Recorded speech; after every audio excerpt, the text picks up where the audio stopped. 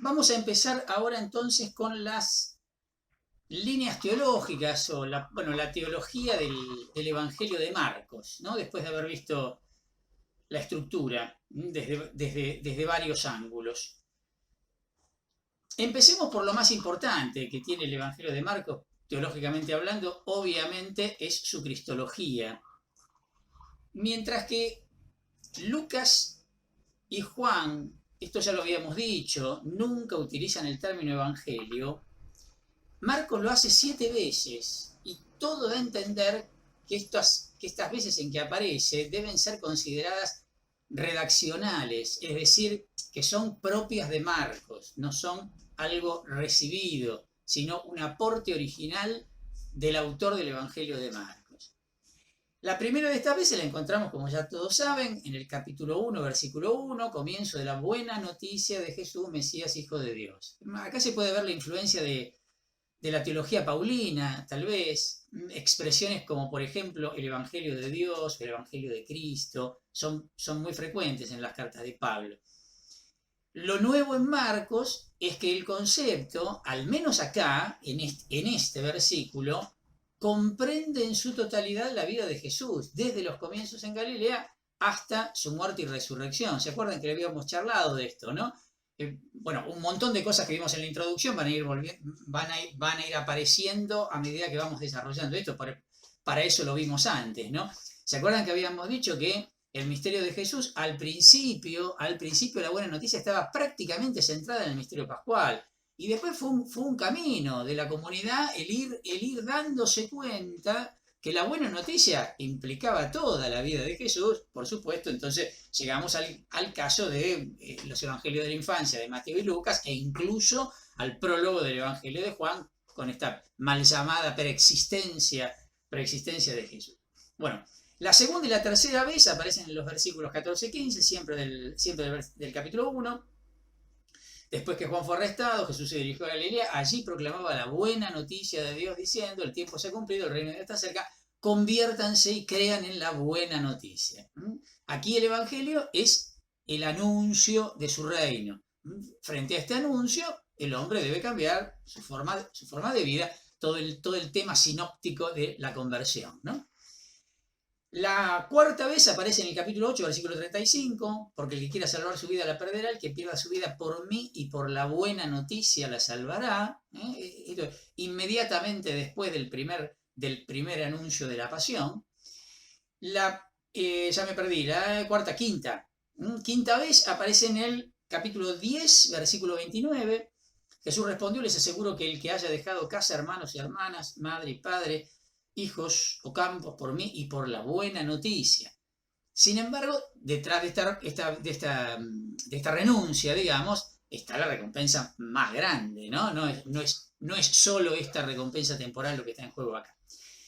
La sexta vez la encontramos en el capítulo 13, versículo 10, pero antes la buena noticia será proclamada a todas las naciones, capítulo 13, o sea, estamos en el marco del discurso apocalíptico del Evangelio de Marcos.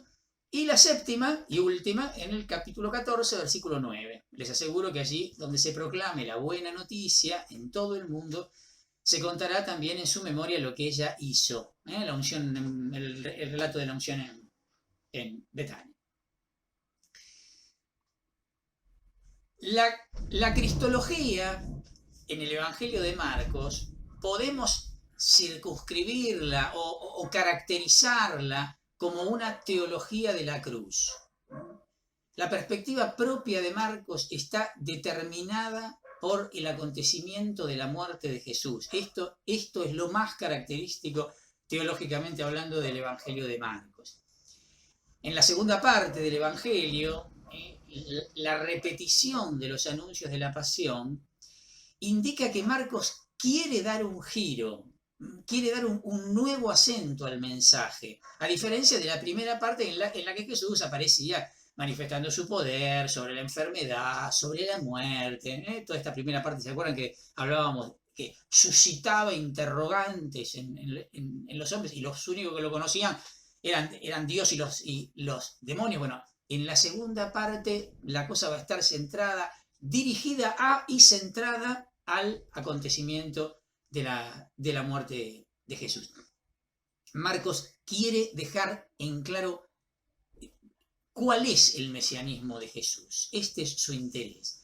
Los 3 anuncios de la pasión están puestos en boca de Jesús y el sujeto al que se refiere, para hablar de sí mismo, es el título de Hijo del Hombre en los 3.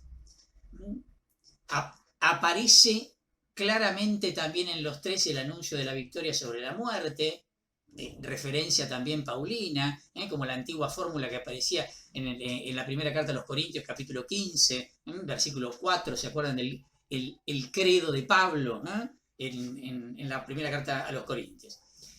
Representan estos 3 anuncios de la pasión el núcleo de la predicación cristiana primitiva, y el tercero es el más extenso y anticipa ya directamente los acontecimientos de la pasión. Los 2 anteriores, veladamente, aunque con mucha claridad, pero el tercero no solo que es más largo, sino que detalla prácticamente qué es lo que va a ocurrir. La escena de la muerte es la que más pone en evidencia que la teología de la cruz determina el mismo centro de la cristología de Marcos, ¿no? La referencia al Salmo 22 está en el trasfondo de toda la escena, desde las palabras de Jesús hasta el acto de fe con el que termina por parte del centurión, ¿no? En el Salmo 22, versículos 4 al 6, dice: Dios mío, ¿por qué me has abandonado? ¿Por qué estás lejos de mi clamor y mis gemidos? Te invoco de día y no respondes, de noche y no encuentro descanso. Y sin embargo tú eres el santo que reinas entre las alabanzas de Israel. En ti confiaron nuestros padres, confiaron y tú los libraste, clamaron a ti y fueron salvados, confiaron en ti y no quedaron defraudados. Y más adelante, en el versículo 28, dice: todos los confines de la tierra se acordarán y volverán al Señor, todas las familias de los pueblos se postrarán en su presencia. En clara referencia, o por lo menos es lo que Marcos está tratando de insinuar acá, que esto se cumple en la confesión de un pagano, viéndolo morir así, dijo: verdaderamente este es el Hijo de Dios, ¿no? ¿Se acuerdan? En toda la primera parte aparece las palabras de Jesús en la cruz, que muchas veces a nosotros nos provocan un desconcierto, pero nos provocan desconcierto porque no tenemos en la cabeza el salmo completo. El salmo es un salmo de absoluta esperanza, justamente no es un salmo de, digamos, es la experiencia momentánea y circunstancial del abandono de Dios, pero con la esperanza puesta en que verdaderamente Dios no abandona a sus hijos, ¿no? Este es el mensaje final, es el mensaje final del salmo, ¿no? Bueno, un pagano entonces es el que proclama el misterio de Jesús, que fue anticipado en el capítulo 1, versículo 1, y que a su vez fue revelado por el Padre, donde en el bautismo, capítulo 1, versículo 11, y en la transfiguración, capítulo 9, versículo 7. ¿Ven? Ligado al tema cristológico, ligado al tema de la teología de la cruz, está otra de las características del Evangelio de Marcos, que es lo que llamamos el secreto mesiánico. A ver, analicémoslo un poquitito, esto del secreto mesiánico. Teniendo en cuenta a quiénes va dirigida la prohibición, podemos establecer como los siguientes grupos. En primer lugar, aparecen los demonios en el contexto de los exorcismos. En el capítulo 1, versículos 25 y versículo 34, y en el capítulo 3, versículo 12. A ellos se les pide silencio. Un segundo grupo, podemos decir, son los testigos de los hechos milagrosos. Por ejemplo, el leproso en el capítulo 1, la resurrección, en el contexto de la resurrección de la hija de Jairo en el capítulo 5, en la curación del sordomudo en el capítulo 7. Sin embargo, en ese mismo relato de la curación del sordomudo, en el capítulo 7, versículo 36, dice: pero cuanto más insistía, ellos más lo proclamaban. O sea, es un secreto pedido, pero no cumplido, aparentemente, ¿no? Por lo que reconoce en este versículo. Y el tercer grupo, tenemos los demonios, entonces, las personas beneficiadas por el poder de Jesús. El tercer grupo lo tenemos en los discípulos. Acá aparece con claridad después de la confesión de Pedro, en el capítulo 8, versículo 30, y después de la transfiguración, en el capítulo 9, versículo 9. En los dos primeros grupos tenemos algunos relatos donde Jesús no pide guardar silencio. Por ejemplo, en el caso del endemoniado de Gerasa, en el capítulo 5, del versículo 1 al 20, no dice nada de esto. Digamos, ni a los demonios, porque obviamente por cómo se narra no hay un diálogo como se da en los anteriores, pero tampoco el mismo endemoniado curado, ¿sí? Le pide silencio. En el capítulo 7, a la hija de la mujer de Sirofenicia, tampoco se pide silencio, y el endemoniado epiléptico del capítulo 9, tampoco se pide silencio. Son los textos del tercer grupo recién los que justifican la expresión secreto mesiánico, y tenemos que entenderla sí o sí a la luz de la teología de la cruz.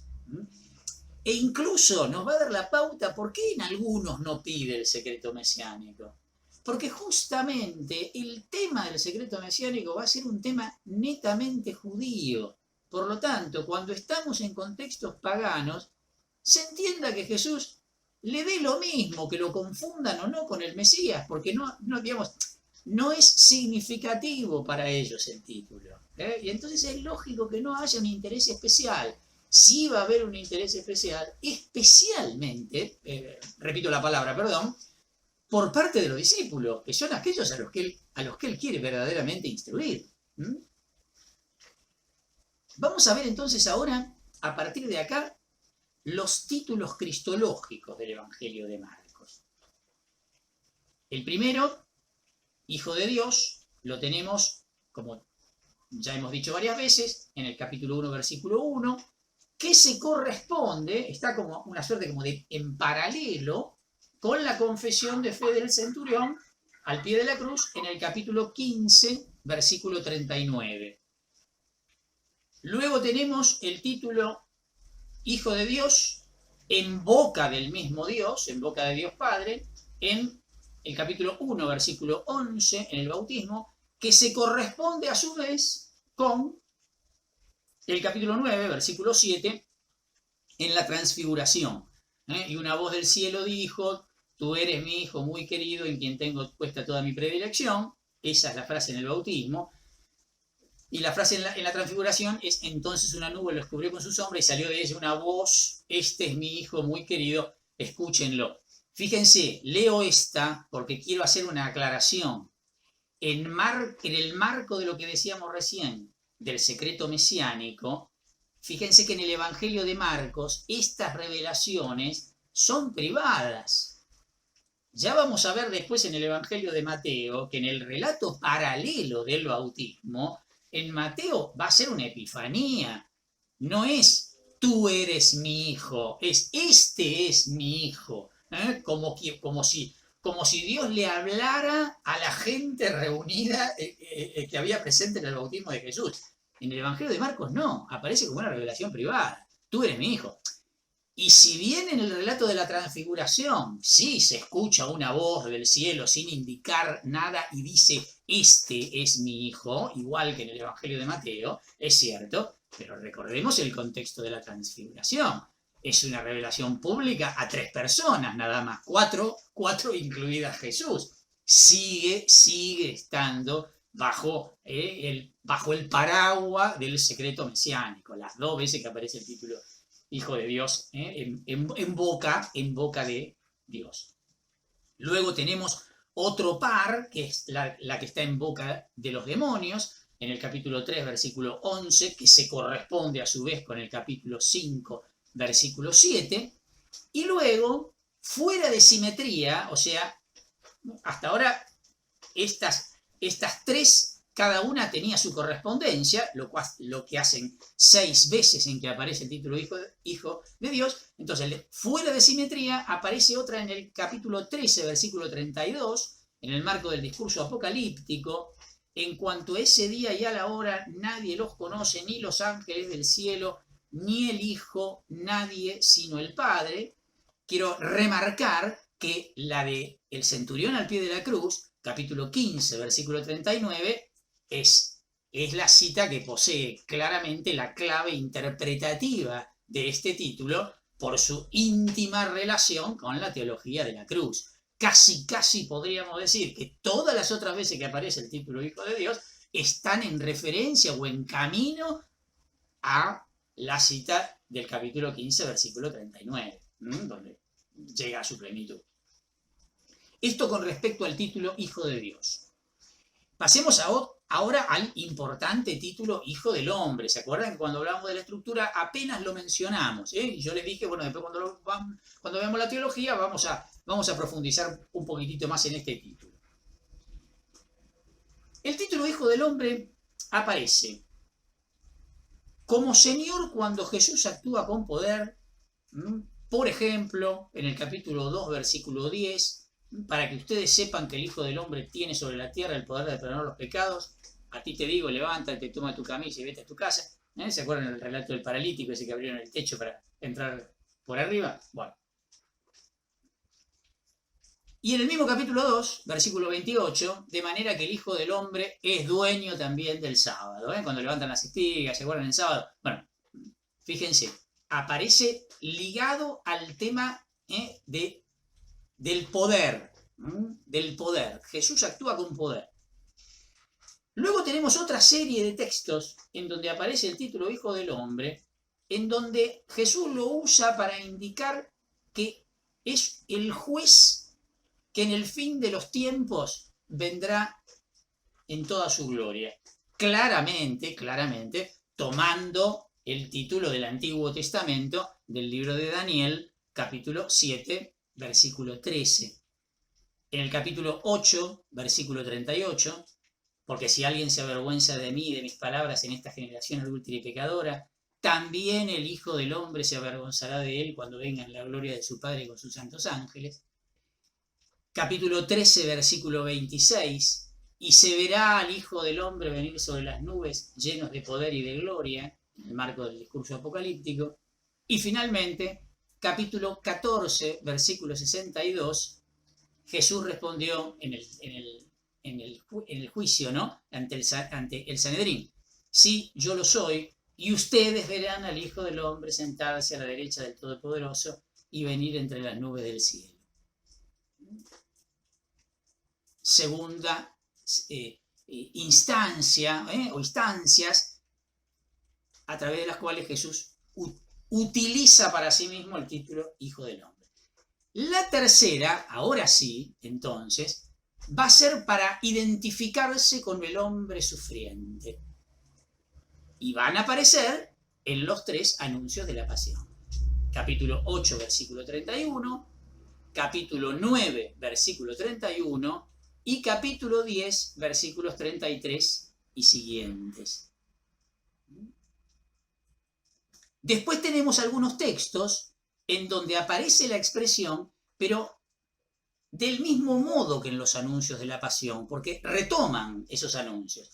Por ejemplo, en el capítulo 9, versículo 9, mientras bajaban del monte, Jesús les prohibió contar lo que habían visto hasta que el Hijo del Hombre resucitara de entre los muertos. ¿Ven? Está haciendo referencia, obviamente. En el capítulo 9 también, versículo 12, Jesús les respondió: sí, Elías debe venir antes para restablecer el orden en todo, pero ¿no dice la Escritura que el Hijo del Hombre debe sufrir mucho y ser despreciado? Y por último, en el capítulo 14, versículo 21, el Hijo del Hombre se va, como está escrito de él, pero ay de aquel por quien el Hijo del Hombre será entregado. Más le valdría no haber nacido. Por último, en el capítulo 10, versículo 45, aparece también, de algún modo, ligado a los anuncios de la pasión, pero en referencia con el servicio de su entrega. Porque el mismo Hijo del Hombre no vino para ser servido, sino para servir y dar su vida en rescate por una multitud.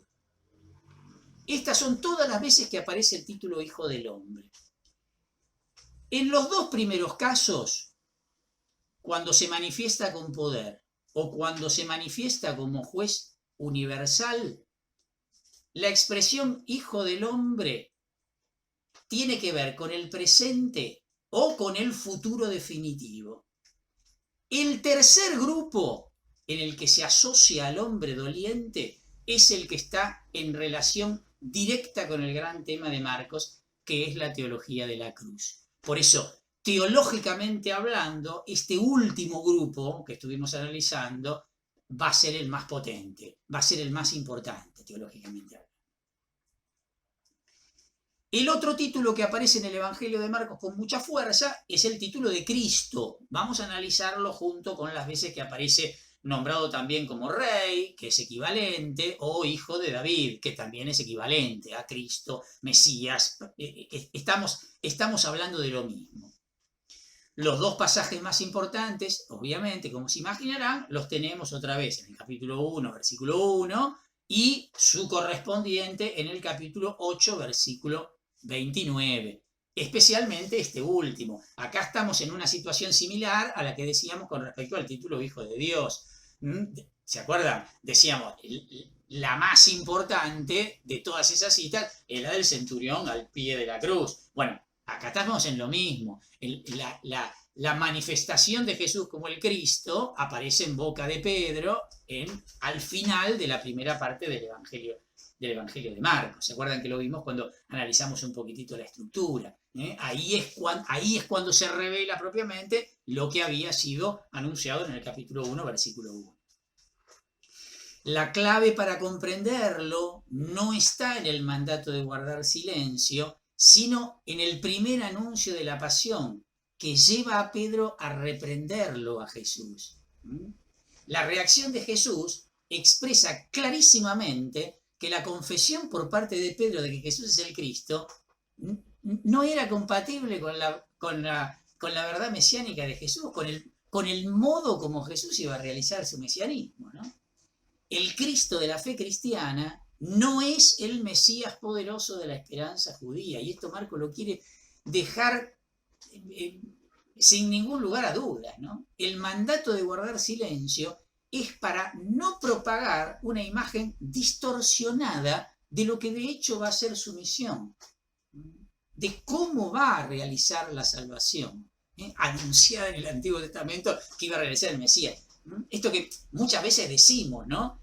La esperanza del Antiguo Testamento, Cristo la va a realizar acabadamente. Ahora, la expectativa del pueblo judío, esa la va a defraudar completamente, ¿no? Distingamos, ¿no? La esperanza es lo que está fundado en Dios. La expectativa es cómo yo creo que Dios va a realizar. ¿Se entiende, no? La expectativa es mía. La esperanza está fundada en Dios. Bueno, la esperanza con la Pascua se cumple absolutamente. Ahora, la expectativa, totalmente defraudada. Bueno, este es el juego que hay. Cuando el sumo sacerdote entonces le pregunte, ¿eres tú el Cristo, el Hijo del Bendito? Recién ahí la respuesta de Jesús públicamente va a ser positiva. En capítulo 14, versículo 61, ¿no? Porque en la hora de la pasión ya no quedan dudas de que su mesianismo no está unido a ninguna demostración de poder. Entonces ahora sí reconozco que soy el Mesías. Bueno, no hay chance de que se equivoquen. Si ahora está todo jugado acá.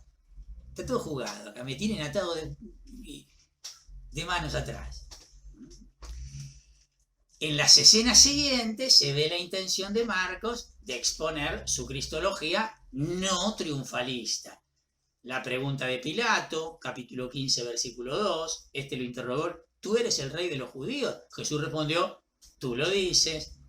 El relato de la inscripción en la cruz, 15:26, la inscripción que indicaba la causa de su condena, decía, el rey de los judíos. Los insultos de los soldados, siempre capítulo 15, ¿no? Versículo 18, y comenzaron a saludarlo, salud, rey de los judíos, y las burlas al pie de la cruz, ¿no? Versículo 32. Es el Mesías, el rey de Israel, que baje ahora de la cruz para que veamos y creamos. También lo insultaban los que habían sido crucificados con él. Esta última, clarísimo, se están burlando de él. ¿Qué va a ser el Mesías? Mirá, no puede ser el Mesías.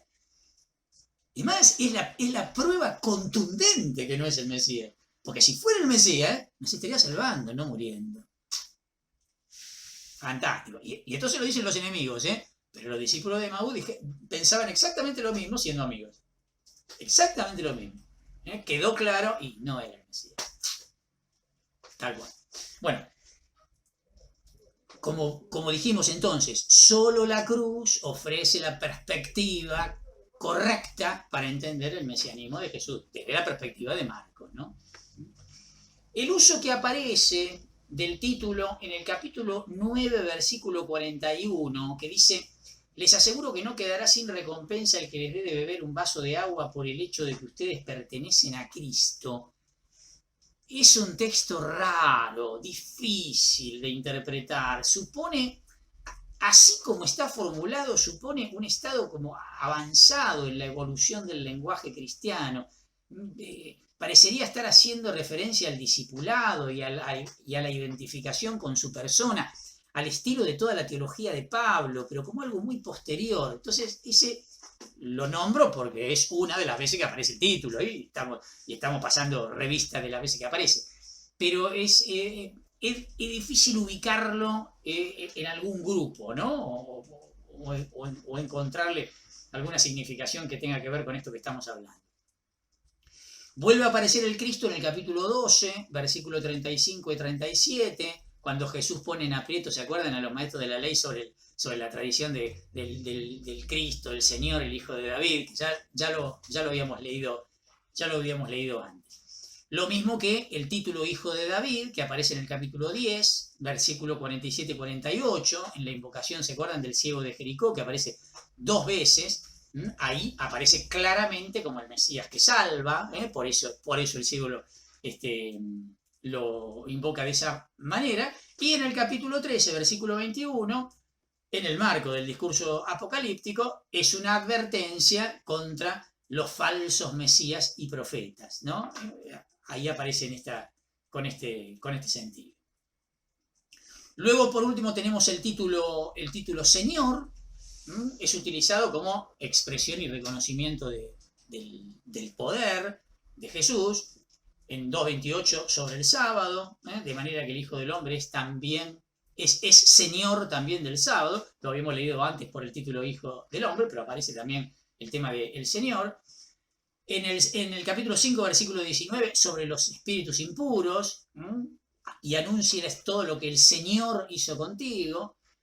Sobre la enfermedad, en el capítulo 7, versículo 28, pero ella le respondió: es verdad, Señor, pero los cachorros, ¿se acuerdan de los que comen las migajas los que comen la miga que caen de la mesa? Bien. En el capítulo 11, versículo 13, basta la respuesta: el Señor lo necesita, como clara expresión de la autoridad. Lo mismo que en el capítulo 13, versículo 20, y si el Señor no abreviara ese tiempo, nadie se salvaría. Recuerden, lo estoy presuponiendo, pero lo aclaro por las dudas, que el título Señor, en el marco de la tradición judía, es la palabra que se intercambia para no pronunciar justamente el nombre de Dios. O sea que tiene una significación muy especial el título Señor, porque es lo mismo que identificarlo como Dios. Esto es lo que quiere decir.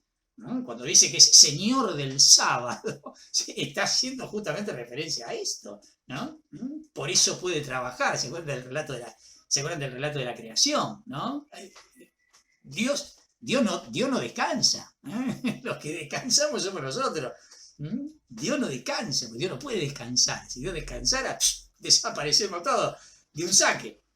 Dios es el único que no descansa. Por eso se identifica con Él. Y por algo, en el capítulo 3 ya lo están queriendo matar. Esto también aparece con mucha claridad en el Evangelio de Juan, ¿no? Esto que se dan cuenta que está queriendo decir soy Dios, al atribuirse el título de Señor. Bueno, conclusión de todo lo que venimos diciendo: la teología de la cruz es la clave semántica para entender la teología del Evangelio de Marcos y, dentro de la teología del Evangelio de Marcos, los títulos cristológicos, así como también su característico secreto mesiánico.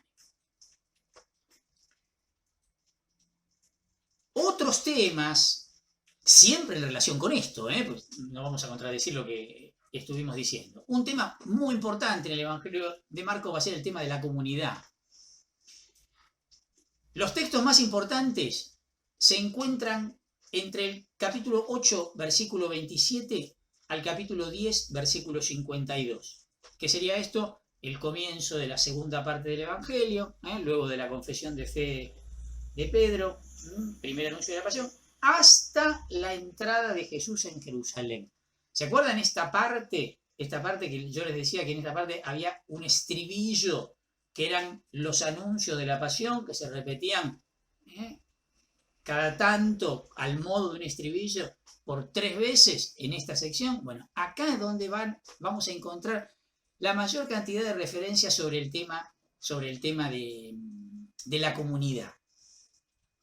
Seguido del primer anuncio de la pasión, y el rechazo de Pedro, etcétera, etcétera, siguen las palabras sobre las condiciones para seguir a Jesús. Un texto maravilloso, capítulo 8, versículo 34 al 38. El que quiera seguirme, ¿se acuerdan? Nieguese a sí mismo, tome su cruz y sígame, etcétera, etcétera, etcétera, ¿no? Luego del segundo anuncio de la pasión, capítulo 9, versículo 31, siguen las palabras de Jesús que podemos decir que más claramente todavía se refieren al tema de la comunidad.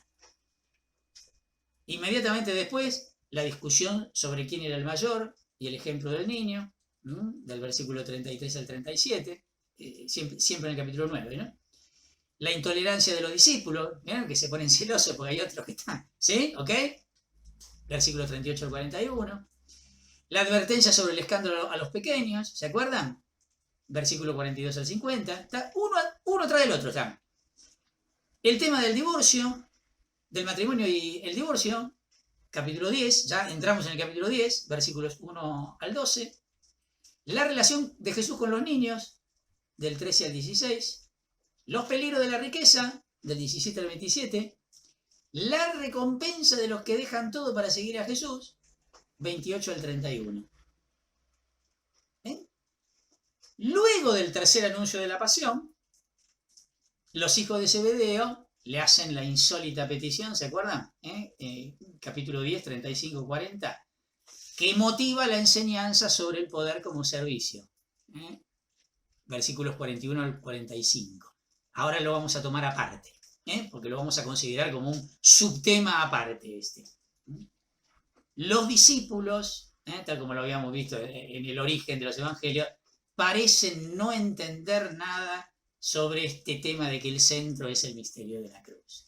Claramente parecen no entender nada. Fíjense además, yo no me acuerdo si esto ya lo dije, no importa, por las dudas lo digo. Marcos le gustan los contrastes, ¿no?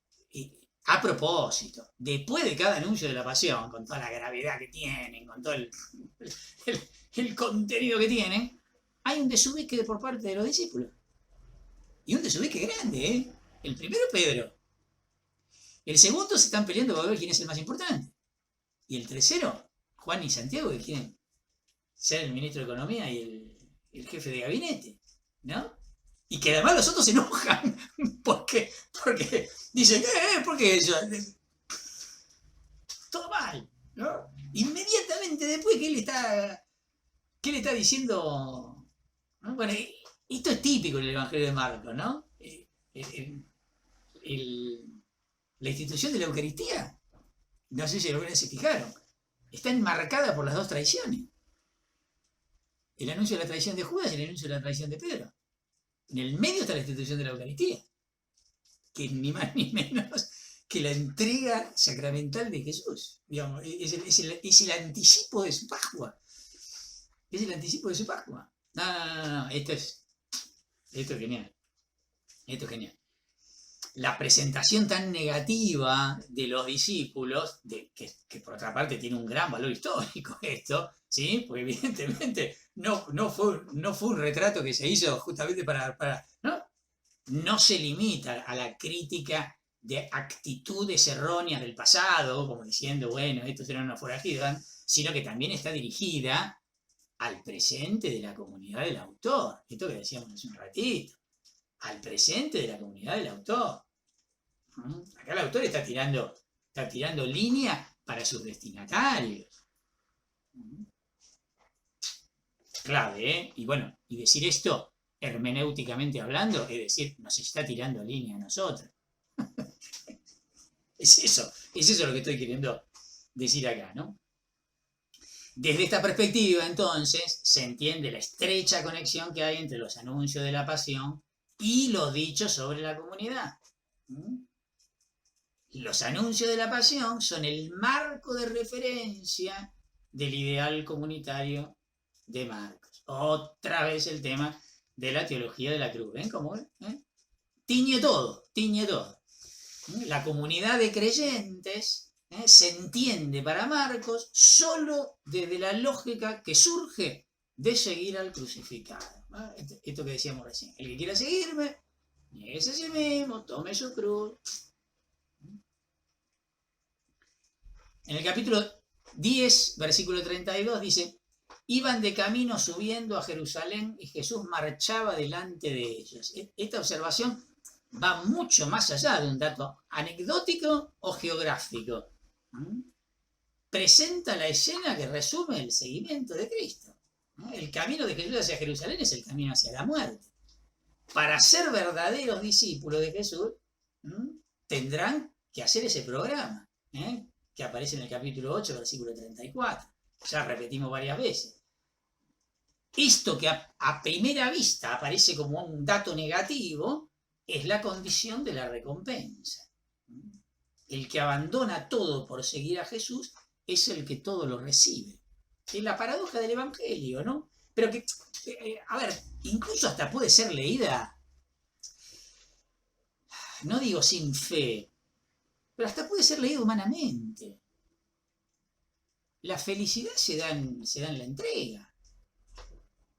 El que quiere ganar la vida la perderá, el que pierda la vida por mí, por el Evangelio, la salvará. No es una lectura que solo sirva por la fe en la resurrección. Sirve aún para esta vida. Porque una vida sin servicio, o sea, una vida fuera de la dinámica del amor, no sirve para nada. No vas a poder ser feliz. Acá no vas a poder ser feliz. No estoy hablando de la recompensa de allá. ¿Sí? Ya Pablo va a hacer pelota a eso, acá no hay mérito. Digamos, si vos estás tratando de amar acá para conseguir algo allá, fuiste, porque no era esa la lógica. No era esa la lógica. ¿No? Vos no te vas a salvar por tus méritos. Vos no te vas a salvar por amar mucho. No, si la motivación es esa, olvídalo. No, está buenísimo. Está buenísimo. La comunidad entonces, que nace al pie de la cruz, capítulo 15, versículo 39, la confesión del centurión, debe permanecer siempre referida a la cruz para conservar la identidad como comunidad de Jesús.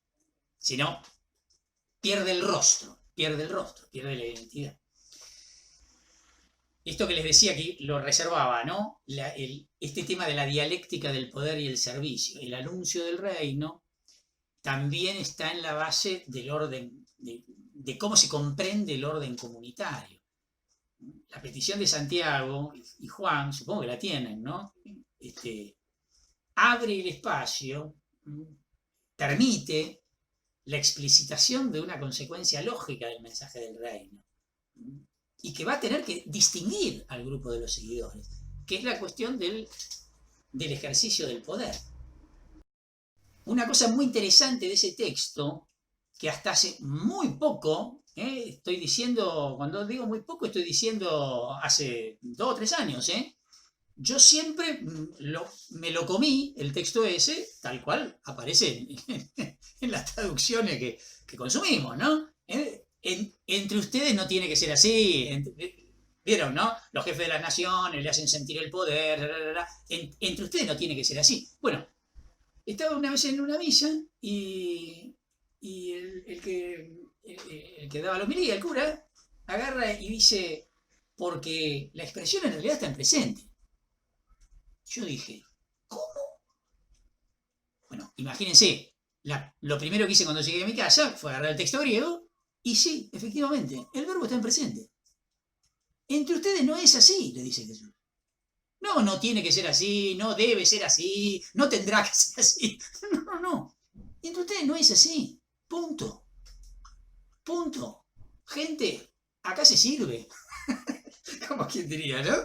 Y el que no está fuera de lugar. ¿Se entiende, no? Maravilloso. No. Es maravilloso. Dice, Santiago y Juan, los hijos de Zebedeo, se acercaron a Jesús y le dijeron, Maestro, queremos que nos concedas lo que te vamos a pedir. Él les respondió, ¿qué quieren que haga por ustedes? Ellos le dijeron, concédenos sentarnos uno a tu derecha y el otro a tu izquierda cuando estés en tu gloria. Jesús les dijo, no saben lo que piden. ¿Pueden beber el cáliz que yo beberé y recibir el bautismo que yo recibiré? Podemos, les respondieron. Entonces Jesús agregó, ustedes beberán el cáliz que yo beberé y recibirán el mismo bautismo que yo.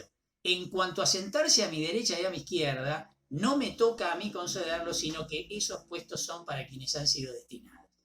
Los otros 10 que habían oído a Santiago y a Juan se indignaron contra ellos. Jesús los llamó y les dijo, ustedes saben que aquellos a quienes se considera gobernantes dominan a las naciones como si fueran sus dueños y los poderosos les hacen sentir su autoridad. Entre ustedes no debe suceder así. Al contrario, el que quiera ser grande, que se haga servidor de ustedes. Y el que quiera ser el primero, que se haga servidor de todos. Porque el mismo Hijo del Hombre no vino para ser servido, sino para servir y dar su vida en rescate por una multitud. Vieron lo que decía recién, ¿no? En el texto acá del libro del pueblo de Dios, la traducción está hecha entre ustedes, no debe ser así. Bueno, pero si ustedes van al texto griego, el verbo aparece en presente del indicativo, estin aparece. No hay ninguna duda de lo que está diciendo. La respuesta de Jesús, entonces, distingue claramente entre el modo usual de ejercer el poder y el que tiene que caracterizar a la comunidad de los creyentes. ¿Sí? Esto está clarísimo. A mí me gusta referenciarlo, ¿saben con qué esto? Con un texto que durante mucho tiempo, no, digamos, un texto lindísimo, pero que por otra parte no me gustaba nada. Que es el texto de Juan, ¿vieron en Juan en el capítulo 15? Que dice, ustedes son mis amigos. Pero miren lo que viene después, ¿no? Ustedes son mis amigos y hacen lo que yo les mando. Y no me gustaba eso. Me parecía de un chico de segundo grado. Si no me prestás la regla, no soy más tu amigo. Eso de que si hacen lo que yo les mando. Y después, pero otra vez, no se crean que esto de hace muy poco tiempo, me puse a pensar y digo, pero ¿qué es lo que él me manda? Y lo que él me manda es una sola cosa. Ámense los unos a los otros como yo los amé. O sea, lo que me está mandando es el ejercicio pleno de la libertad, porque el amor es el ejercicio pleno de la libertad. Nunca soy más libre que cuando amo, ¿no? Por eso Pablo, cuando define la libertad, la define, háganse esclavos unos a otros por amor. ¿Se acuerdan en Gálatas? Que parece una paradoja, como la libertad es hacerse esclavo. Sí, claro. Digamos, enfócate en el amor, digamos, ¿sí? Esclavizate en el amor y vas a ser plenamente libre. Y entonces dije, claro, tiene razón. Y está en la misma línea que esto, ¿eh? No es que él deja de ser mi amigo porque se enoja conmigo si no hace lo que yo le digo, si no hago lo que él me dice. El tema es que si no hago lo que él me dice, dejo de ser parte de él, dejo de ser de la comunidad de él. Soy yo el que dejo de ser el amigo de él. ¿Se entiende? No es un juego de palabras, ¿eh? Soy yo el que estoy en otra situación. Es como que el tipo me dice, ¿y qué querés que te diga? Y acá amamos. Vos no querés amar y te vas a sentir un poco incómodo acá. Te vas a terminar yendo, vas a ver. Y a mí se me va a caer un lagrimón cuando te vayas. Pero qué sé yo, vos sos libre. Hacé lo que quieras. Me reconcilié con el texto. Cuando hice este caminito de interpretación, me reconcilié con el texto. Dije, qué bueno que es esto. Bueno, acá pasa exactamente lo mismo. Entre ustedes no es así, porque si llega a ser así, y no, pero no porque yo los eché, sino porque No entendieron nada. Fantástico, fantástico, fantástico. El contraste surge entre el poder y el servicio, digo, ¿no? Digo, estamos trayendo tantas cosas que al final uno se pierde el hilo. Surge espontáneamente, ¿no? Si el poder de Dios, que es el reflejo de su omnipotencia, que se proclama en el mundo, creo en Dios Padre Todopoderoso, consiste justamente en el misterio de la encarnación, y después del misterio de la encarnación, en la entrega de sí, si el Todopoderoso lo que hace es eso, bueno, listo, no hay otra alternativa de entender el poder que no sea esa, ¿no? Que no sea esa. ¿No? Y de ahí es lo que venimos diciendo cada tanto, que aparece, ¿no?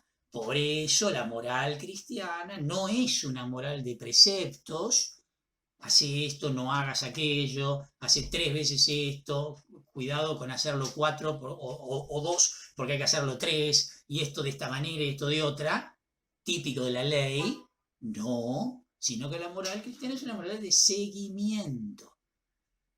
Una moral de seguimiento.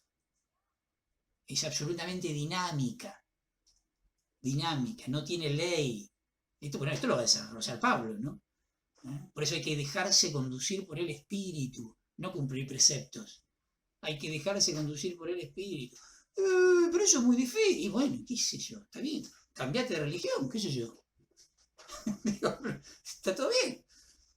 Buscate una religión que te marque la pauta, que te ponga la regla de juego clara sobre la mesa. Y esta no es así. ¿No? No, esto es... En el servicio, entonces, el poder retoma su identidad original, porque el poder viene de Dios, obvio, ¿no? Retoma su identidad original. Marcos está consciente de la importancia que tiene esto y de su relación con la teología de la cruz, por eso ubica este relato justito antes de la entrada de Jesús en Jerusalén. Esto no es casual. Bueno, y terminamos con la escatología, terminamos con el tema de la teología de Marcos. A diferencia de Mateo y Lucas, Marcos presenta a Jesús en el comienzo de su vida pública con las palabras: el tiempo se ha cumplido, dice, el reino de Dios está cerca, conviértanse y crean en la buena noticia. A ver, ¿qué es este tiempo que se ha cumplido? Y se refiere al tiempo pasado, al tiempo de la promesa, que ahora llegó a su cumplimiento. Y el tiempo presente es el tiempo de la plenitud. Esto es lo que justamente caracteriza lo definitivo, lo escatológico. Ahora, pero esta realidad que ya es definitiva se da en el tiempo, que no llega a su fin, sino que continúa, está en camino, está en devenir. Esta coexistencia de lo definitivo y el tiempo histórico es lo que define a la escatología en su dimensión presente. Esto tan característico de los evangelios, ¿no? Sin embargo, simbólicamente hablando, como referencia, esta escatología presente no elimina la dimensión de un futuro de plenitud, ¿no? Que aparece permanentemente. Por lo tanto, la confesión que con la aparición de Jesús el tiempo se ha cumplido, esto que aparece en el versículo 15 del capítulo 1, no anula, y por eso está, el discurso apocalíptico del capítulo 13.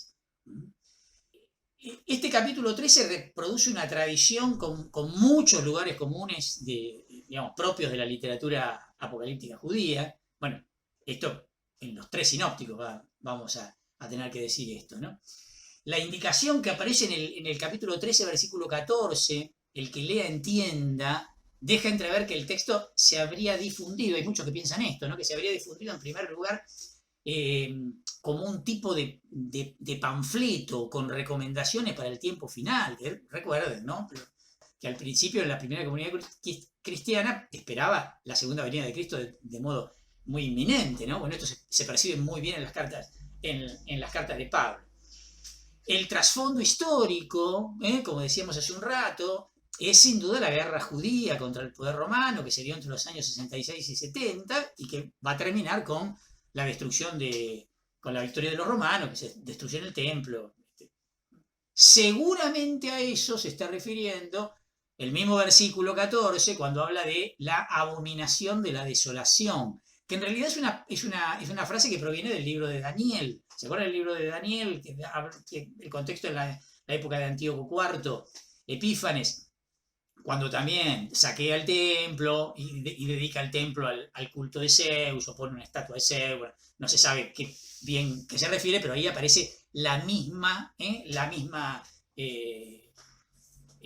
expresión, ¿no? Él impondrá una alianza mucho durante una semana, y durante la mitad de la semana hará cesar el sacrificio y la oblación, y sobre un área del templo estará la abominación de la desolación, hasta que el exterminio decretado se derrame sobre el devastador. Estoy leyendo el versículo 27 del capítulo 9 de Daniel.